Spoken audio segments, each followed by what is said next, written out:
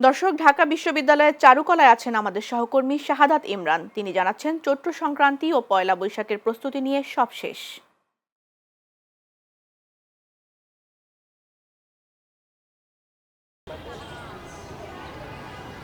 জি, ঈশিতা, রাত পোহালে বাংলা নববর্ষ ১৪৩৩। বাংলা নববর্ষকে ঘিরে চারুকলা অনুষদ থেকে নানা আয়োজন করা হয়েছে। আগামীকাল পয়লা বৈশাখে সকাল ৯টায় চারুকলা থেকেই বৈশাখী শোভাযাত্রা কিন্তু শুরু হবে।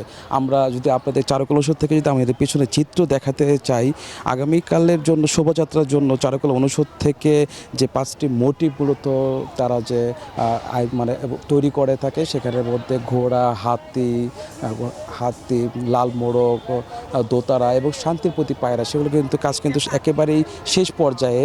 আর একটু দেখে বলতে চাই, আপনাদেরকে দেখাতে চাই যে চারুকলা অনুষদে কিন্তু অনেক দর্শনার্থীর এখানে কিন্তু অনেক উপচে পড়া ভিড়। তারা আসলে নববর্ষকে স্বাগত জানানোর জন্য চারুকলা অনুষদে তারা ভিড় করেছে এবং আগামীকালের প্রস্তুতি দেখার জন্য তারা এসেছে এবং সবাইকে সম্পূর্ণভাবে কিন্তু তারা কিন্তু বাঙালির সাজে কিন্তু তারা এখানে এসেছে। আপনাদেরকে যদি একটু জানিয়ে রাখি যে আগামীকালের পয়লা বৈশাখী কেন্দ্র করে ঢাকা মেট্রোপলিটন পুলিশ কিন্তু কয়েক স্তরের নিরাপত্তা ব্যবস্থা তারা নিয়েছে।